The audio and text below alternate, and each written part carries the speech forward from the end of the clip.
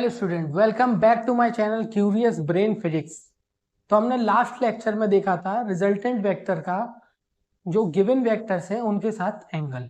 तो आज हम देखने वाले हैं टाइप्स वेक्टर और इसके नेक्स्ट लेक्चर में हम देखेंगे ट्राइंगल ऑफ वेक्टरेशन। तो चलिए आइए देखते हैं। ये टाइप्स ऑफ वेक्टर में मैंने 6 वेक्टर निकाले हैं जो आपके काम के हैं। और भी टाइप्स के वेक्टर होते हैं।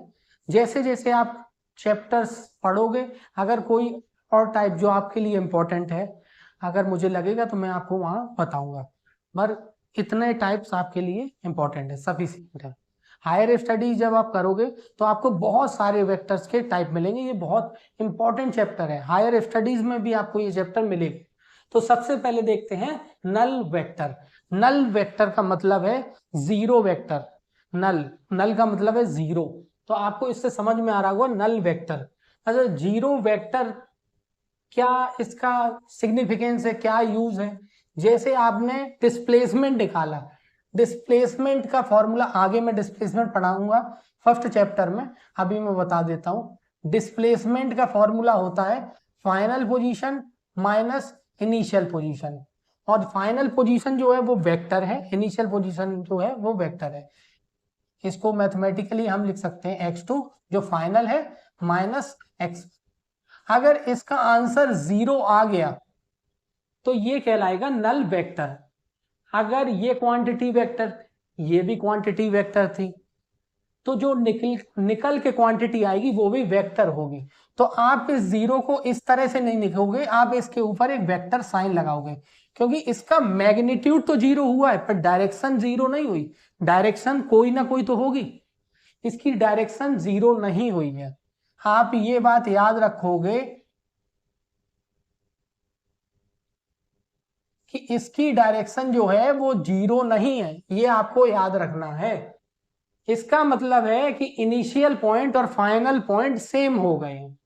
जहां से बॉडी चली थी वापस अगर उसी पोजीशन पर आ जाएगी तो जहां से चला वहां वापस आ गया तो डिस्प्लेसमेंट हो गया जीरो। जैसे मान लीजिए ये नंबर लाइन पे कोई स्टूडेंट नंबर लाइन पे 5 पर खड़ा था और इसने ट्रेवल करना स्टार्ट किया और वापस से नंबर 5 पर लौट आया। तो इसकी फाइनल पोजीशन क्या हो गई 5, इनिशियल पोजीशन क्या थी 5, तो 5 माइनस 5 0।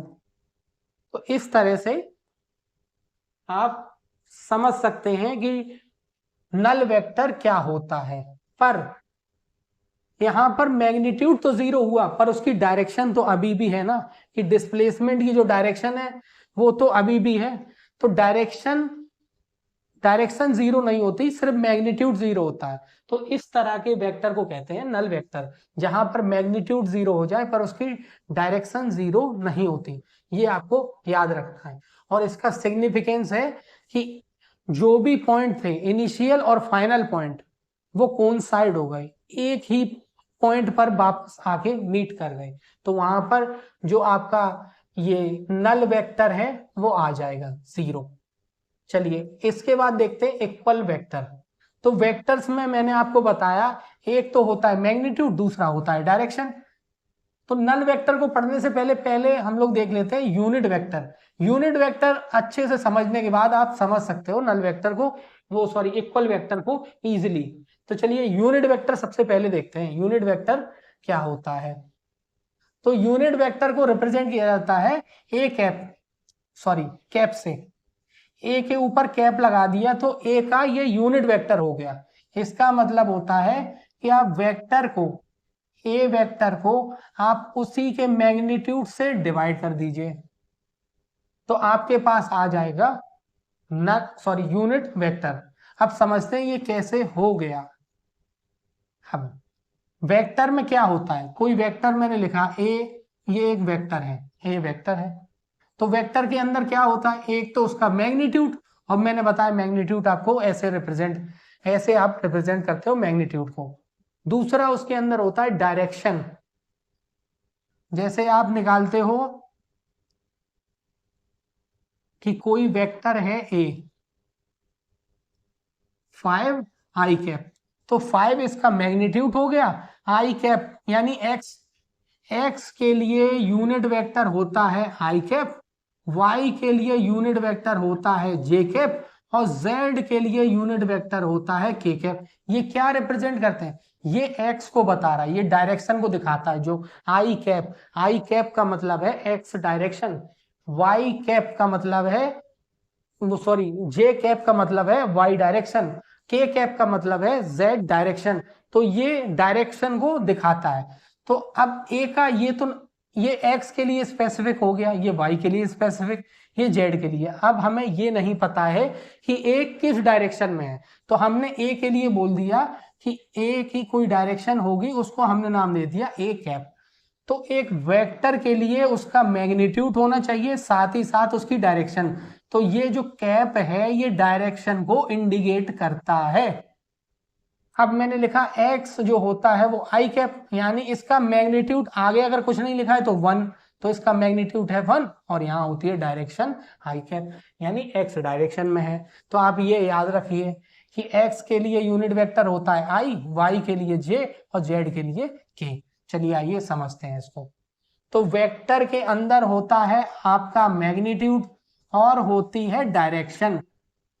वेक्टर के अंदर क्या होता है? ये मैग्नीट्यूड और डायरेक्शन को रिप्रेजेंट किया जाता है इस तरह से।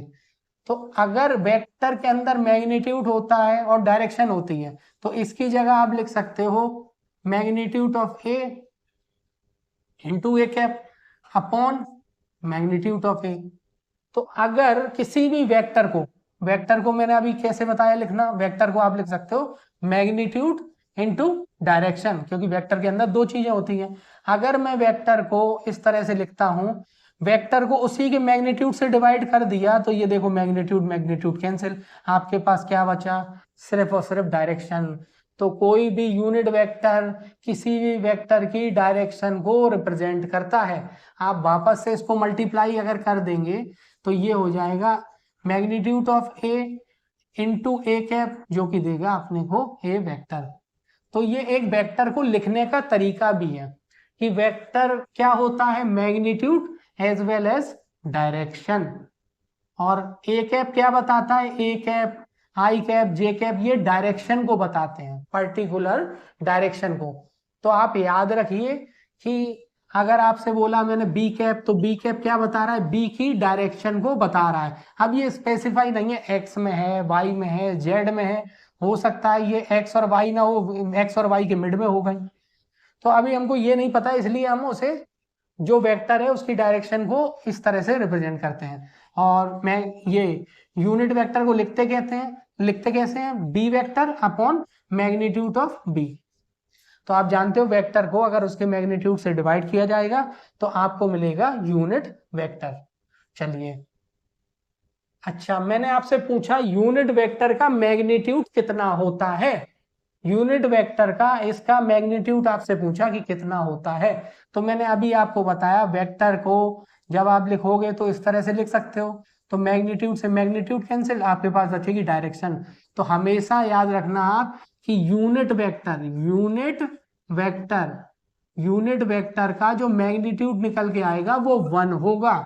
हमेशा याद रखेंगे यूनिट वेक्टर का मैग्नीट्यूड होता है 1। कैसे आता है मैंने आपको समझा दिया।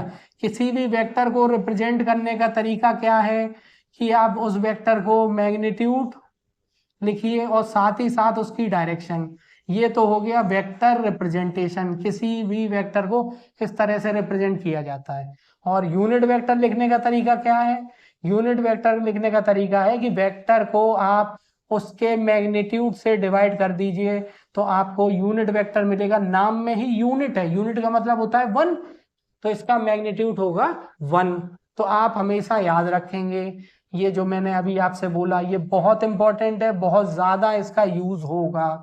चलिए एक और बात देख लेते हैं, ये मैं वापस से आपके लिए लिख देता हूं कि ए कैप एक यूनिट वेक्टर है जिसको आप लिख सकते हो वेक्टर को उसी के मैग्नीट्यूड से डिवाइड करोगे तो ये आपको यूनिट वेक्टर देगा। ये एग्जांपल हो गया। अब मैं आपसे पूछता हूं कि कोई आपके पास वेक्टर गिवन है, ए वेक्टर गिवन है और ये दिया हुआ है 5 आई cap plus 6 j cap plus 7 के कैप। अब आपसे पूछा मैंने इसका मैग्नीट्यूड क्या होगा। अच्छा, अभी मैग्नीट्यूड का फॉर्मूला आपने नहीं सीखा है, चलिए मैं आपको पहले मैग्नीट्यूड का फॉर्मूला बता देता हूँ कि किसी वेक्टर का मैग्नीट्यूड निकालते कैसे हैं। तो जैसे ए वेक्टर आपको गिवन है, कोई भी ए वेक्टर गिवन है, ये किसी वेक्टर के मैग्नीट्यूड निकालने का फॉर्मूला है आपके पास। ए वेक्टर आपको गिवन है, कितना गिवन है, एक्स आई कैप, एक्स में गिवन है एक्स, कुछ मैग्नीट्यूड होगा एक्स डायरेक्शन में, और ये उसकी डायरेक्शन को रिप्रेजेंट करता है, Y j cap plus Z के कैप। अगर मैंने पूछा ए का मैग्नीट्यूड, ये सिंबल जो है, ये जो मॉड लगाया हुआ है ए के ऊपर, ये इसके मैग्नीट्यूड को दिखाता है। तो इसका तरीका क्या होता है, इसका मैग्नीट्यूड कैसे निकलेगा, तो आपको x का स्क्वायर करना है, y का स्क्वायर करना है, z का स्क्वायर करना है, इस पूरे को अंडर रूट के अंदर लेना है। तो ये under root x square plus Y square plus Z square, ये मैग्नीट्यूड निकालने का तरीका हो गया। अगर यहाँ दो कोऑर्डिनेट गिवन होते, a vector is equal to x i cap plus y j cap होता, तो उसका मैग्नीट्यूड होता under root x square plus Y square. सिर्फ दो ही मैग्नीट्यूड, तो दो लिख लीजिए। एग्जाम्पल के लिए यहाँ आप देख लीजिए, अगर ए अपने को गिवन है x i cap plus y j cap, तो इसका जो मैग्नीट्यूड आएगा, इसका जो मैग्नीट्यूड आने वाला है वो under root x square plus Y square, इस तरह से आने वाला है। तो ये तो मैग्नीट्यूड निकालने का तरीका हो गया कि अगर आपको कोई वेक्टर गिवन है तो उसका मैग्नीट्यूड कैसे फाइंड करते हैं। अगर वो सिंपल ही आपको गिवन है, अब आप बोलोगे कि ए आपने सर अभी बताया कि x i cap plus y j cap plus Z के कैप इस तरह से गिवन है, तीन कंपोनेंट दे रखे हो तब आपने मैग्नीट्यूड का एक निकालने का फॉर्मूला बता दिया, और दो कंपोनेंट दे रखे हो जब x i cap plus y j cap तब आपने बता दिया। इसके लिए मैंने अभी आपको बताया क्या होता है, under root x square plus Y square plus Z square. इसके लिए क्या हो गया, under root x square plus Y square. अब बच्चा पूछ रहा है कि ए वेक्टर अगर सिर्फ एक ही डायरेक्शन गिवन है एक्स आई कैप, तो इसका क्या होगा, सेम यही होने वाला है, आप निकालिए। इसके लिए भी अंडर रूट, अगर एक ही कंपोनेंट है तो इसका स्क्वायर करा, और जैसे ही आप स्क्वायर करोगे ये रूट हट जाएगा, मैंने आपको लेक्चर में बताया था, ये रूट एलिमिनेट हो जाएगा। तो यहाँ पर क्या बचेगा, वही मैग्नीट्यूड निकलेगा जो ऑलरेडी आपको गिवन था। जैसे ए वेक्टर आपको गिवन है सिर्फ एक ही, 5 मैग्नीट्यूड 5 है, 5 आई कैप, वाई और जेड में नहीं गिवन है, सिर्फ एक ही कंपोनेंट गिवन है, तो डायरेक्ट आपको इसका मैग्नीट्यूड पता है कि 5 हो गया। अगर एक ही कंपोनेंट गिवन है तो वही डायरेक्ट उसका मैग्नीट्यूड होगा। दो कंपोनेंट है तो इस तरह से निकालते हैं, तीन कंपोनेंट है तो इस तरह से निकालते हैं। अच्छा, ये तो आपको समझ में आ गया होगा कि किसी भी वेक्टर का मैग्नीट्यूड कैसे निकालते हैं। अच्छा, रूट वाली एक प्रॉब्लम और समझ लीजिए, कभी भी अंडर रूट के अंदर कुछ भी आपको लिखा हो तो रूट तभी हट सकता है जब जो अंदर लिखा हुआ है टर्म उसका आपको पूरा होल स्क्वायर मिल जाए।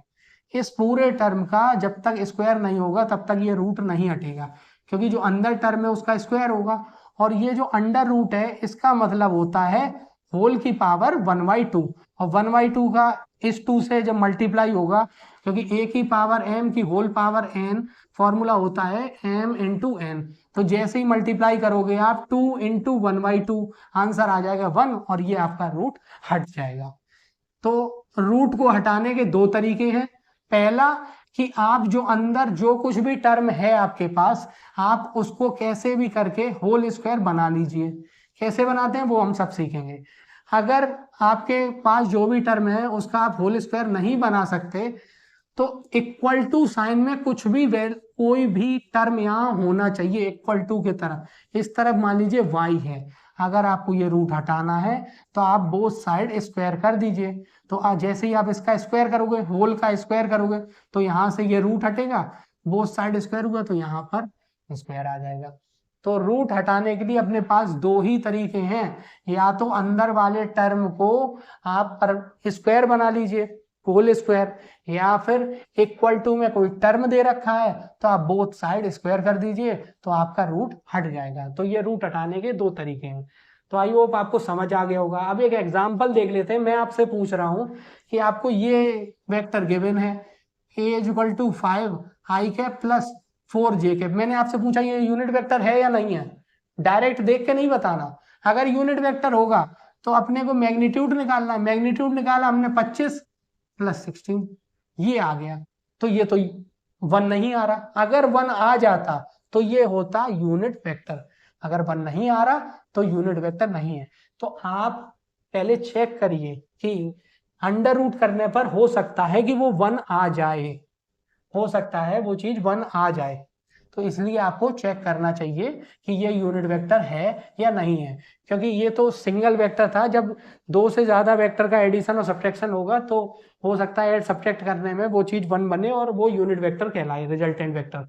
तो चलिए आप सीख गए होंगे कि यूनिट वेक्टर क्या होता है। यूनिट वेक्टर का मतलब जिसका मैग्नीट्यूड 1 हो और जो डायरेक्शन को रिप्रेजेंट करेगा, क्योंकि मैग्नीट्यूड 1 हो गया और वेक्टर है तो क्या बचा उसमें, सिर्फ और सिर्फ डायरेक्शन। तो यूनिट वेक्टर का यूज होता है डायरेक्शन के लिए।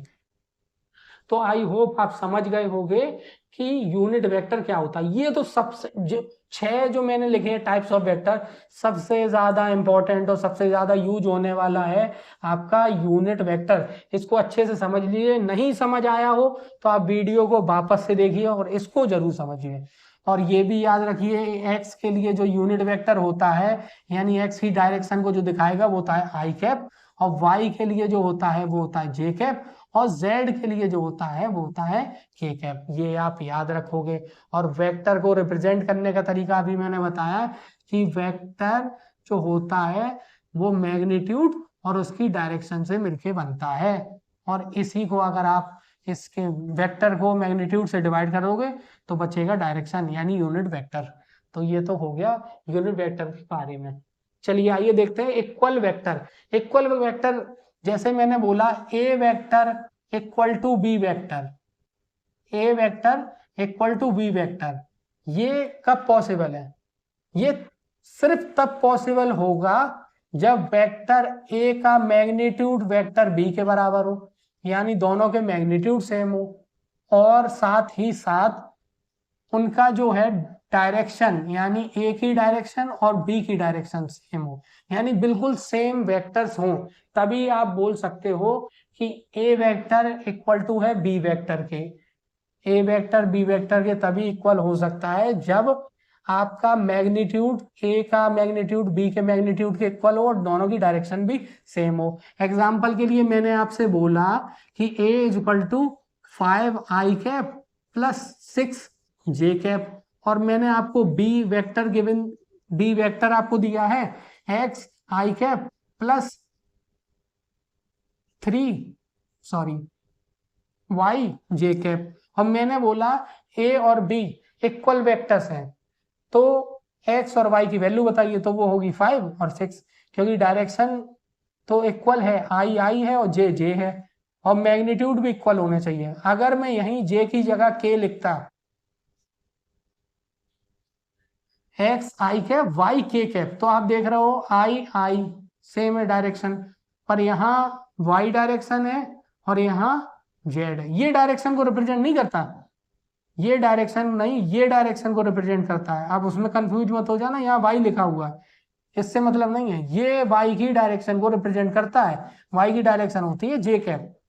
तो यहाँ पर आपने देखा ये इक्वल वेक्टर नहीं हो सकते, क्योंकि यहाँ डायरेक्शन इक्वल नहीं है।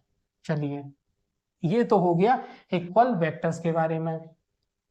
इनके क्वेश्चंस भी मैं बाद में कराऊंगा, पहले आपको मैं कंसेप्ट बता रहा हूँ। तो आपने नल वेक्टर अच्छे से समझ लिया, जिसकी जो मैग्नीट्यूड है वो 0 होगा और डायरेक्शन 0 नहीं होगी, डायरेक्शन कुछ ना कुछ होगी, आर्बिट्रेरी डायरेक्शन होगी। इक्वल वेक्टर जिसमें magnitude as well as direction दोनों इक्वल होंगी। यूनिट वेक्टर यानी वेक्टर को उसके मैग्नीट्यूड से डिवाइड करते हैं तो आपको जो मिलता है वो यूनिट वेक्टर होता है, यानी वो डायरेक्शन को रिप्रेजेंट करेगा, क्योंकि मैग्नीट्यूड से मैग्नीट्यूड कैंसिल हो जाएगा, आपके पास बचेगा सिर्फ और सिर्फ डायरेक्शन। एक्स के लिए यूनिट वेक्टर आई होता है, वाई के लिए जे और जेड के लिए के, और किसी भी वेक्टर को इस तरह से आप रिप्रेजेंट कर सकते हो, यानी मैग्नीट्यूड इनटू डायरेक्शन एक वेक्टर को रिप्रेजेंट करने का तरीका होता है। कोलिनियर वेक्टर यानी ऐसा वेक्टर जो एक ही लाइन पे लाई करे, ये ए वेक्टर है, अब यही मैंने बना दिया बी वेक्टर, एक ही लाइन पे लाई कर रहे हैं दोनों वेक्टर, तो ये कोलिनियर वेक्टर है। कंडीशन क्या है? कोलिनियर वेक्टर दो तरह के होते हैं, अगर एंगल 0 डिग्री, दोनों वेक्टर के बीच में एंगल कितना है 0 डिग्री, क्योंकि दोनों एक दूसरे के बिल्कुल सेम डायरेक्शन में है और सेम ओरिएंटेशन में है, तो एंगल है इनका 0 डिग्री। तो अगर एंगल होता है 0 डिग्री तो इसको बोलते हैं पैरेलल वेक्टर। Parallel vector. जो कोलिनियर वेक्टर होते हैं वो दो टाइप के होते हैं। पहला टाइप आपका हो गया पैरेलल वेक्टर। कोलिनियर वेक्टर में दो टाइप होते हैं। पहला पैरेलल वेक्टर यानी एंगल होगा 0 डिग्री। तो पैरेलल इस तरह से, अब आपने पैरेलल की डेफिनेशन पढ़ी होगी कि दो लाइंस पैरेलल तब होती हैं जब इन दोनों के जो बीच की डिस्टेंस है वो हमेशा कांस्टेंट रहनी चाहिए और ये कभी भी मीट ना करें, इनफाइनाइट पे जाके मीट करेंगे। पर यहाँ हम पढ़ रहे हैं वेक्टर, तो वेक्टर पढ़ रहे हैं तो यहाँ पर ये वेक्टर पैरेलल वेक्टर ही कहलाएंगे अगर उनके बीच में एंगल है। आप एंगल देखोगे 0 डिग्री, और ये वेक्टर भी पैरेलल वेक्टर ही कहलाएंगे, क्योंकि मैंने आपको बताया कि ये वेक्टर को अगर आप स्पेस में कहीं भी ले जाओ तो फर्क नहीं पड़ेगा अगर आप उसके मैग्नीट्यूड को और डायरेक्शन को चेंज नहीं करते। तो इसी को उठा के मैं इसके ऊपर पुट कर सकता हूं, तो आप देख रहे हो दोनों की डायरेक्शन सेम और इसका मैग्नीट्यूड चेंज नहीं होगा। इसको उठा के मैंने इस पर पुट किया, तब भी एंगल दोनों के बिटवीन क्या रहेगा 0 डिग्री, तो ये कहलाएंगे पैरेलल वेक्टर। इस तरह से लिखने पर भी पैरेलल वेक्टर है और इस तरह से दो वेक्टर लिखे गए तब भी पैरेलल वेक्टर है। तो आप समझ गए होंगे कि पैरेलल वेक्टर कैसे पहचान सकते हो आप। दूसरे टाइप का इसमें वेक्टर होता है एंटी पैरेलल। ये भी एक ही लाइन में लाई करेंगे।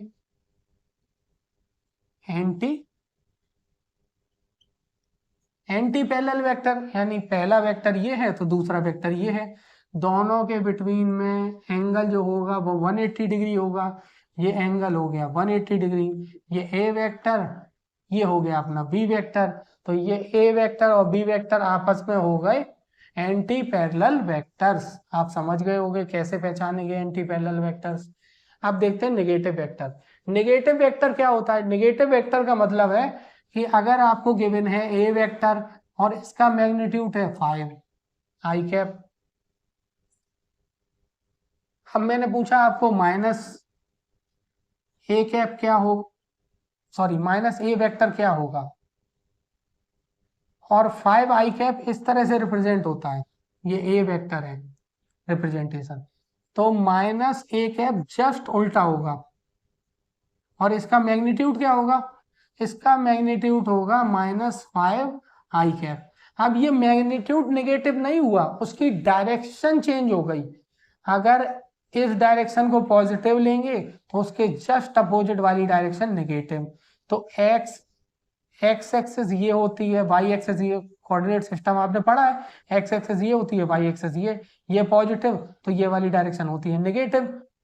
तो नेगेटिव वेक्टर जस्ट उल्टा होता है, उसकी डायरेक्शन जस्ट रिवर्स होगी। तो इसलिए ये साइन जो आया है इसके मैग्नीट्यूड को नेगेटिव नहीं किया, ये माइनस आई कैप है, ये लिखा है 5 इंटू माइनस आई कैप। जो डायरेक्शन है वो चेंज हुई है, मैग्नीट्यूड अभी भी उसका 5 है, बस डायरेक्शन उसकी चेंज हो गई, तो ये है माइनस ए वेक्टर। तो ये तो हो गया नेगेटिव वेक्टर। तो नेगेटिव वेक्टर होता क्या है, डायरेक्शन आपकी जस्ट अपोजिट हो जाती है, मैग्नीट्यूड वही रहता है। चलिए आप समझ गए होंगे कि ये दोनों में डिफरेंस क्या है। अगर ए ये था तो माइनस ए ये हो जाएगा, अगर ये अभी भी 5 मीटर था तो ये अभी भी 5 मीटर होगा, बस डायरेक्शन क्या हुई, अपोजिट हो गई। तो मैं ये कहना, दोनों ही कंडीशन में सेम है, चेंज नहीं हुआ। ये साइन जो आया है ये इसके लिए नहीं है, ये डायरेक्शन को रिप्रेजेंट करता है, कि इसकी वजह से आया है कि डायरेक्शन पलट गई, जस्ट रिवर्स हो गई। तो ये तो हो गया आप नेगेटिव वेक्टर। कोप्लेनर वेक्टर क्या होता है? कोप्लेनर वेक्टर्स का मतलब जो वेक्टर एक ही प्लेन में लाई करें। अब ये बोर्ड जो आपका दिख रहा है व्हाइट बोर्ड, ये एक्स एक्सिस मान लीजिए, ये वाई एक्सिस मान लीजिए। तो इस बोर्ड पर मैं जो कुछ भी लिखूंगा वो एक्स वाई प्लेन में लाई करेगा। तो ये एक वेक्टर है, ये एक्स वाई प्लेन में हो गया, तो ये प्लेनर वेक्टर है। पर अगर मैं एक वेक्टर इस तरह से बना दूं जो बोर्ड के बाहर आ रहा है, तो ये इस इनमें लाई नहीं करता, तो ये कोप्लेनर वेक्टर नहीं कहलाएगा। अगर मैं इस तरह से एक वेक्टर बनाता हूं तो कोप्लेनर नहीं कहलाएगा। तो कोप्लेनर दो वेक्टर, अगर मैं दो वेक्टर को बनाता हूं, दो वेक्टर हमेशा कोप्लेनर होते हैं। कैसे होते हैं? एक ही प्लेन में लाई करेंगे, ये आपने कैसे बोला कि दो वेक्टर हमेशा कोप्लेनर होते हैं? अगर मैं बोलूं ये एक वेक्टर है, दूसरा वेक्टर ये है, तो आप बोलोगे ये कैसे कोप्लेनर हो? अब इन दोनों वेक्टर से मिलके एक प्लेन पास हो जाएगा। ये दोनों वेक्टर मिलके एक प्लेन बना सकते हैं, इनका खुद का ये प्लेन होगा, तो ये कोप्लेनर हो गए। ये इस प्लेन में लाई करेंगे। अगर मैं इनका ओरिएंटेशन ये कर दूं तो ये इस तरह से इनसे प्लेन पास हो जाएगा, तो ये फिर से एक प्लेन में आ गए। तो दो वेक्टर को आप किसी भी ओरिएंटेशन में ले लीजिए, इस तरह से आप ले लीजिए, तब भी यहां से देखिए आप एक प्लेन पास करिए, यहां से एक प्लेन पास कीजिए, तो हमेशा दो वेक्टर कोप्लेनर ही होंगे, ये आप याद रखिए। ये कंडीशन ये कहाँ चेक करना पड़ेगा? दो वेक्टर तो हमेशा कोप्लेनर हो, चेक ही नहीं करना। तीन वेक्टर के लिए आपको चेक करना पड़ेगा। एक वेक्टर की बात करें तो वो तो सीधे से है कि आप कभी भी कोई एक वेक्टर ड्रॉ करोगे किसी प्लेन में तो ड्रॉ करोगे ना, तो एक वेक्टर तो हमेशा कोप्लेनर होगा, दो वेक्टर भी हमेशा कोप्लेनर होगा। तीन वेक्टर अगर होंगे उसको चेक करना पड़ेगा, क्योंकि मैंने एक वेक्टर बनाया ये, दूसरा वेक्टर बनाया ये, इनसे पास होने वाला जो प्लेन है वो यही हो गया बोर्ड वाला। पर अगर मैंने तीसरा वेक्टर ये बना दिया है तो अब ये इस प्लेन से अलग है, ये इस प्लेन में है और ये जेड प्लेन में है। ये एक्स वाई प्लेन में हो गया तो ये जेड प्लेन में हो गया। तो अब तीन वेक्टर हो तो कैसे फाइंड करते हैं कि ये तीन वेक्टर कोप्लेनर है या नहीं है? तीन वेक्टर्स के लिए जो कंडीशन आती है वो आती है ए वेक्टर, एक वेक्टर ए है और बी है और सी है, इनको पता करना चाहते हैं कोप्लेनर होंगे या नहीं। तो इनके लिए लगता है ए वेक्टर डॉट बी क्रॉस सी। ये आगे हम पढ़ेंगे वेक्टर मल्टीप्लिकेशन। ये डॉट प्रोडक्ट है और क्रॉस प्रोडक्ट, इनके कॉम्बिनेशन से बना है, इसको कहते हैं ये आपका डॉट और क्रॉस स्केलर ट्रिपल प्रोडक्ट। तो ये हम आगे देखेंगे नेक्स्ट, जब अपकमिंग लेक्चर्स में आपको मैं पढ़ाऊंगा वेक्टर मल्टीप्लिकेशन, तो वहां हम देखेंगे ये कोप्लेनर वेक्टर कैसे निकालते हैं। पहले आपको डॉट प्रोडक्ट पढ़ाऊंगा, फिर मैं आपको क्रॉस प्रोडक्ट पढ़ाऊंगा। अभी टाइप्स ऑफ वेक्टर में मैंने आपको कंडीशन बता दी कि कोप्लेनर वेक्टर के लिए ये कंडीशन एप्लीकेबल है। जब मैं पढ़ाऊंगा एक्सप्लेन करूंगा तो आपको बता दूंगा ये कैसे चेक करते हैं। अभी आप समझ लीजिए ये सारे वेक्टर, और आई होप आपको ये समझ आ गया होगा। नहीं समझ में आया तो इस वीडियो को वापस से देखिए, इसको समझिए, ये बहुत इंपॉर्टेंट है, देखना जरूरी है आपका कि वेक्टर कौन से टाइप के, आपसे पूछ सकता है वो कि ये किस तरह का वेक्टर निकला। तो मिलते हैं नेक्स्ट वीडियो में और किसी नए टॉपिक के साथ। Thank you very much for the listening.